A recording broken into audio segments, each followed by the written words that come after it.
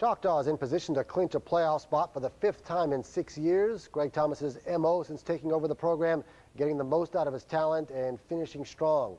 His Big Green Indians well on that path again. Hill Jelly is a proud sponsor of Prep Spotlight. Choctaw was one of the area's hottest teams at the end of last season, a surge that left them 3 points short of the state semifinals. Despite lots of returners, including 30 seniors, the Indians are kind of flying under the radar once again. I definitely think we're overlooked, and that just motivates every one of us. You know, we're comfortable being the underdogs. Choctaw's never really been the favorite. I know Niceville gets a lot of the coverage in the area, so we're comfortable being in that kind of situation, and it just fuels the fire for us. They got off to a nice start this season. It's on the road, but it came with a heavy price.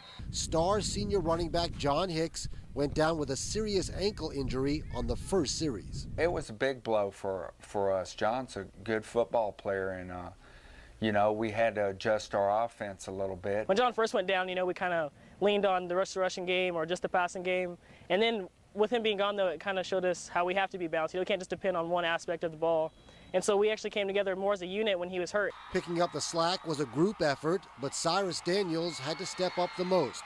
The junior added a lot of time at tailback to an already diverse contribution. Some at slot, some at receiver, also the Wildcat / backup quarterback, and full-time return man. I'll play O-line if I have to, you know, as long as we can get this W. You know, whether it's this week, next week, you know, I'm just, whatever the team needs, you know, I can play anywhere. Quint Gornto is proving very effective as a dual-threat quarterback. The senior leads the team in rushing with 600 yards and for another 800 in on 19 total touchdowns. Significant time last year as a part-time starter set the stage for his success. It was easy to be able to come in this year and kind of know how to prepare for games and how to handle situations in the game, adversity. And if anything comes, I'll be able to deal with it because I had their experience last year. He's such a competitor. He goes out every day and tries to get better at everything. He's a great high school quarterback, and we're fortunate to have him. After missing essentially 7 full games, Hicks is now back, going over 100 yards in his return against Navarre. An offense averaging 34 points a game is considerably more dangerous. Nice to have John back and be able to run the ball downhill out of the eye. We can get in shotgun, and Cyrus can do some wildcat, and we'll be able to spread it out in shotgun and throw the ball. So I really think we have a balanced offense this year with a lot of threats, and it all starts with our O-line, too. We have a huge O-line. It's the biggest O-line I think I've ever had. New defensive coordinator Chip Petrie is making a big impact for the Indians, a coach that Greg Thomas has known since his days in North Carolina.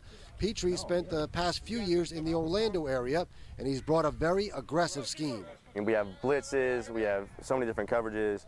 You know, we come at the offense with so many different angles, and we just keep the offense guessing. Turnovers have been the big story on defense, 26 in 8 games, half on interceptions by what's been a very impressive secondary. I feel like we compete. If I see Pickett or Richie get one, it makes me want to go out there and get one. And if he sees me go out there and get one, it makes him want to go get one. So we just feed off each other. On a defense full of quality guys, Thomas says Patrick Keefe stands out the most. The senior linebacker leads the team in tackles and is very much a leader. That's no surprise. His brothers Max and John both started Choctaw before him. I kind of feel like, you know, the coaches and teachers in the community kind of, you know, they had me, you know, since I walked in here. That was, you know, the biggest motivation I had was bigger, faster, stronger, and, you know, be the best you can be. You know, I kind of want to be better than my brothers. There have been some setbacks this season, a 22-point loss to powerful Niceville and a heartbreaker at Tallahassee Rickards. But in Week 8, when it mattered most, Choctaw played their best. The district win over Navarre, considered an upset by most. When we played Navarre, we were like, you know, let's analyze ourselves, figure out what we're doing wrong. We fixed a lot of things. Of course, we're not perfect yet, but we're definitely on the right track. Also strong on special teams. They have a good kicker, and they've blocked a bunch of punts this year. So, as always, he's getting the most out of his players. They're peaking at the end of the season here, and we'll see what Choctaw can do once they get to the playoffs. Now, they've had this run of getting in the playoffs, but they have not won a district title in that stretch since 2002. They had a chance to do that tonight.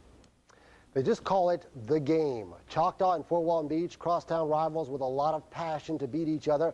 It's been very even over the years. They've alternated wins in each of the past 6 seasons. The Indians took it last year to squeak ahead in the all-time series 22-21. Choctaw, a big favorite this time, but they've never won at Steve Riggs Stadium, 0-4 at the Vikings home field, which opened in 2006.